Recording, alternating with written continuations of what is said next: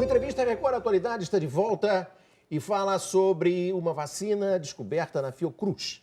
A Fiocruz tem uma impressionante folha de serviços prestadas à saúde pública brasileira. A Fiocruz trabalhou, por exemplo, para produzir remédio para diabetes tipo 1, substâncias retrovirais para a AIDS, mapeou o genoma da doença de Chagas. A Fiocruz é do Instituto Oswaldo Cruz, que fica no Rio, e é subordinada ao Ministério da Saúde. É o maior centro de pesquisa de saúde pública da América Latina. Fundada em 1900 pelo grande sanitarista brasileiro Oswaldo Cruz, que erradicou a febre amarela e a malária. Agora a Fiocruz descobre a vacina contra a esquistossomose, um trabalho de 30 anos hoje, sob a coordenação da doutora Miriam Tendler, que é médica, doutora e especializada em infectologia. É um prazer recebê-la aqui. O prazer é meu. Obrigada. Em primeiro lugar, como que a senhora poderia descobrir o que a sua equipe descobriu? Eu queria fazer um comentário. Eu não gosto muito da palavra descobrir. Esse é um projeto fruto de um trabalho sistematizado, organizado, com método, com foco, com objetivos. E tem pouco de descoberta no sentido fortuito ou no sentido do acaso, De um estalo. né? De um estalo ou de uma mágica. Né? E vacina tem esse sentido no imaginário das pessoas. Se fala muito em descobrir, né? Descobrir uma droga ou descobrir uma vacina. E, na verdade, é um trabalho de investigação, é um trabalho com muita metodologia, é um trabalho em rede. Esse projeto é um projeto longo, mas que tem como uma das características uma rede de colaboradores no Brasil e fora. Então, isso... Inclusive fora da Fiocruz? Ah, sim, sim, sim. Por exemplo, o lote que foi usado para o teste clínico, o lote vacinal da molécula que se chama SM14, foi produzido nos Estados Unidos. Nós temos um parceiro de patente, que hoje é diretor do Instituto Ludwig de Pesquisas para o Câncer em Nova York.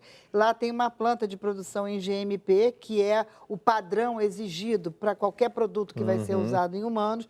Nós não temos isso no Brasil da maneira que possa prestar um serviço, vamos dizer, de produzir um lote para investigação. Então, isso foi um acesso que nós tivemos, Claro. mas não só o lote, como todo o painel de controle de qualidade. Então, isso foi recente, mas a gente tem uma colaboração com pesquisadores da comunidade europeia, de diferentes países, com os Estados Unidos, através dessa participação do Ludwig. E em outras ocasiões, sempre que foi necessário, e isso eu acho que é uma das características que eu mais gosto do projeto, é nós termos tido a oportunidade de estar no comando. Doutora Tendler, quando que isso começa a ser aplicado a esses 2.500.000 brasileirinhos que sofrem de barriga d'água? O mais rápido possível. Nós agora passamos por uma etapa, isso está calculado em torno de 3 anos. 3 né? anos.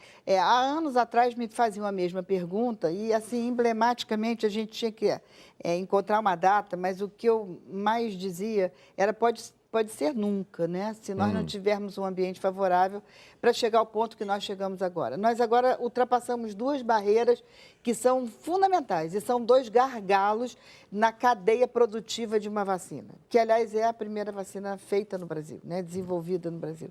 Isso não é um feito, é um... Primeira vacina feita no Brasil? Por incrível que pareça. Assim, não, tecnologia brasileira. Tecnologia brasileira, sim. Nós produzimos outras, mas com tecnologia importada. E isso é uma das coisas também que me orgulha muito. Claro. A gente está podendo produzir, desenvolver e vir a produzir uma vacina para uma doença que é nossa também, e não só comprar, né, de fora. Mas esse tempo e o gargalo que eu estava falando, nessa linha de produção, de desenvolvimento e produção, existe uma imagem que é de um funil invertido, numa extremidade entram aproximadamente 100 produtos e na outra extremidade sai um ou 2. Então, os gargalos mais importantes são exatamente o escalonamento do processo de produção, o que significa sair da bancada do laboratório para uma escala que possa ser transferida para a indústria, porque é só assim que vai virar um produto, e fazer o primeiro teste clínico humano, no caso, porque é uma vacina humana. Então, é um momento, que é isso que a gente anunciou agora recentemente, foi o término do primeiro teste fase clínica 1, que é de segurança. Então, esse teste já foi feito? Foi feito e foi muito bem sucedido. Num ser humano? Em 20 voluntários. 20 voluntários. Então, isso é emblemático, porque o principal atributo de uma vacina é a segurança. Claro. Né? A vacina é uma ferramenta do que a gente chama medicina coletiva. cuja eficácia você só consegue avaliar efetivamente em larga escala na população. Claro. E para fazer isso em larga escala, você tem que ter segurança. Então, dizem, né, que quando uma vacina ela tem segurança, já é um campeão, já é um blockbuster, como dizem em inglês, mas porque efetivamente é o principal atributo, principalmente de uma vacina nova. Né? Então, isso foi o que acabou de acontecer. E eu imagino que para chegar a esse ponto, depois de 30 anos de pesquisa, com esse mundo de gente trabalhando nesse projeto, isso só tenha sido possível por algo que eu li no Globo, que foi uma forma de financiar essa pesquisa. O que aconteceu de novo aí, doutora Tânia? O que aconteceu de novo é fruto desse Brasil de hoje, acho que desse momento que a gente vive. E o que aconteceu no início dos anos 2000, historicamente falando, a gente já tinha atingido tecnicamente uma situação semelhante à que a gente está hoje. Primeiro, eu queria dar uma informação. Esse antígeno, ele foi selecionado pela Organização Mundial da Saúde lá nos anos 93, 94, logo que foi descrito e publicado como uma das moléculas candidatas prioritárias a uma vacina para estojomose, num programa da OMS que tem como foco... Organização Mundial de Saúde. Organização Mundial de Saúde.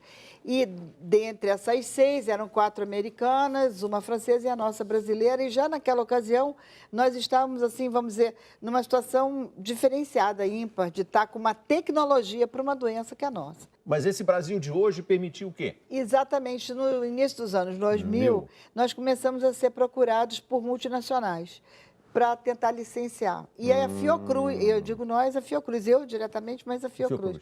A Fiocruz, então, resolveu, porque a Fiocruz tem uma grande competência na área de patentes. Né? Então, nós temos essa competência no Brasil tecnológica, de gerar tecnologia, de proteger a propriedade através dos mecanismos de patente. E isso é um eixo forte na Fiocruz. Você não fica irritada, sem querer interromper? Não. Fica irritada quando ouve na televisão esses especialistas dizer que o Brasil não tem tecnologia? Não dá vontade de dar um chute na canela, doutora? Dá. Mas continua. A gente tem essa capacidade e é reconhecido por isso. Sim. Mas a gente não tem, de fato, a experiência de gerar produto. Tá. Então, essa última etapa, que é o grande desafio, que é o que a gente está fazendo agora. Então, no início dos anos 2000, porque essa molécula ela também está presente em outros eumintos, outros vermes. Um deles, o primeiro, depois do xistosoma, que foi a nossa descrição, que foi descrito, é da facíola, que é o parasita mais importante do gado. E do gado de consumo. Então, de repente, em 93, quando nós já atingimos esse resultado, nós estávamos com uma molécula, uma proteína, à base de uma vacina para o gado de país rico e criança de país pobre. Né? Então, foi com esse desafio que a gente avançou. E no início dos anos 2000, efetivamente, nós começamos a ser procurados pelas maiores multinacionais, eu não vou citar, mas cujo interesse era a vacina veterinária, que tem interesse comercial, né? E não queriam saber dos menininhos da barriga d'água. Mas efetivamente não, porque não tem importância comercial, né? Ai, meu Deus. Então, depois de 2 experiências frustradas, nós, o grupo, né, nós decidimos buscar nosso próprio caminho. Vamos largar, não vamos ficar sendo procurados, vamos nós procurar e abrirmos o caminho. E nós fomos procurar... Isso tudo na busca de recursos para continuar a pesquisa. Para continuar a pesquisa e para fazer essa transição da bancada para o processo industrial. Não é para a indústria, num primeiro momento, mas é o processo industrial. Que as pessoas... Para começar a produzir em massa. Produzir o processo. Produzir o processo que permite a produção em massa. É muito complicado. É porque... Não, tudo bem. Então, vamos lá. Conta a história de procurar um caminho próprio. Então, nós procuramos, naquela ocasião, já se falava muito em capital de risco, investimento, em fomento no Brasil, como se fazia lá fora, e nós fomos procurar uma empresa de fomento no Brasil, que é ligada à Fundação Biominas, que é uma instituição muito forte na área de biotecnologia em Minas. E eles, então, licenciaram com o compromisso assumido com a Fiocruz e conosco de abrigarem também a vacina humana.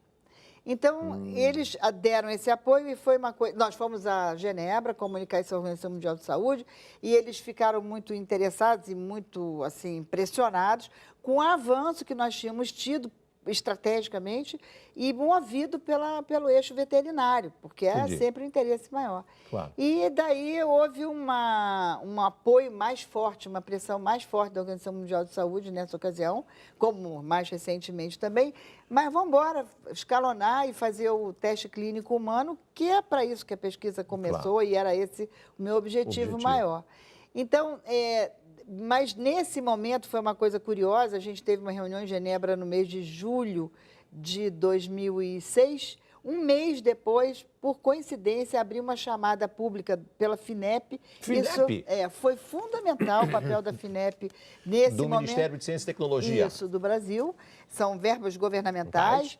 E é uma chamada pública para PPPs, parcerias público-privadas. Quer dizer, eu pela Fiocruz não poderia ter entrado, mas nós já éramos uma PPP. Então, nós aplicamos e levantamos os recursos necessários. Foram 6 milhões. 6 milhões. É. E a senhora fez a parceria com quem?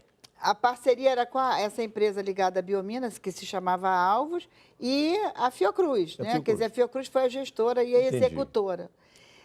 Recentemente, no ano passado... Mas a senhora não precisou se associar a nenhuma empresa que cuide de gado, por exemplo? Que foi a entrada da Ouro Fino Agronegócios, e eu acho que é importante a gente citar os nomes. Claro. Porque faz parte desse cenário... A Ouro Fino é uma empresa ligada... Veterinária, a área de saúde animal. Não é veterinária propriamente, é mais corretamente falar saúde animal. E também houve esse compromisso, né? O papel dessa empresa de fomento, ele tinha que ser curto. E ele durou 4 anos, o período desse projeto da FINEP ainda está vigente. Nós ainda temos um pedacinho para receber da FINEP. Então, esse Brasil novo é Fiocruz, CRAC. Empresa de fomento. Instituição de tecnologia de ponta. De ponta. E uma empresa de fomento do Ministério da Ciência e Tecnologia. Isso. E uma empresa de saúde para animal chamada Ouro Fino. Isso. Esse casamento...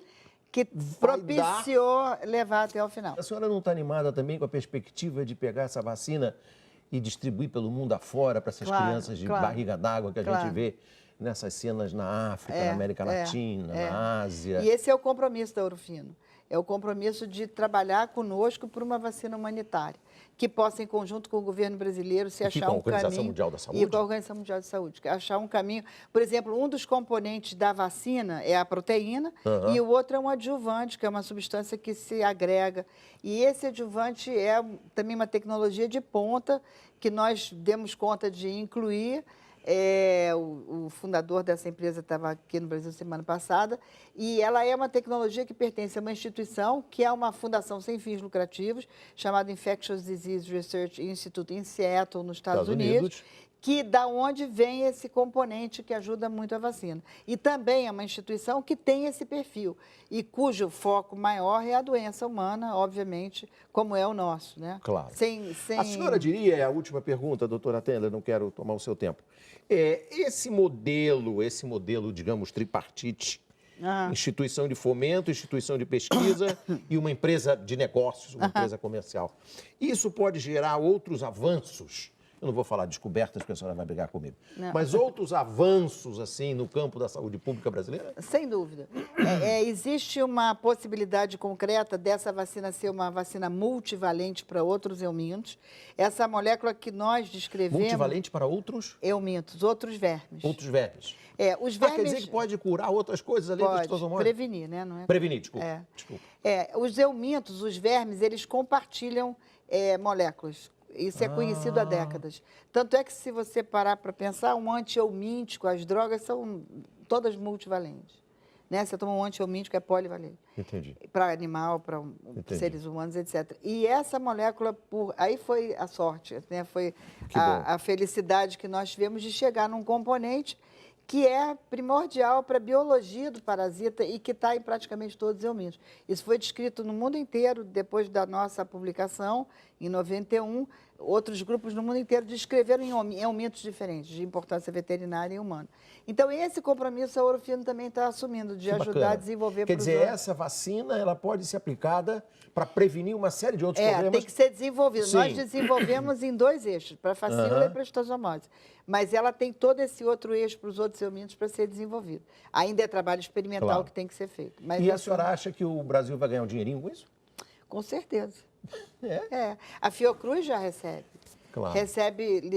Recebeu da empresa de fomento, recebeu da Ouro Fino, direito, recebeu royalties e pré-pagamentos. Porque os royalties são da Fiocruz. Da Fiocruz. Isso foi uma outra condição de muita felicidade para nós poder manter, apesar de todas as colaborações, manter o controle. Manter as patentes, o direito de invenção é da Fiocruz.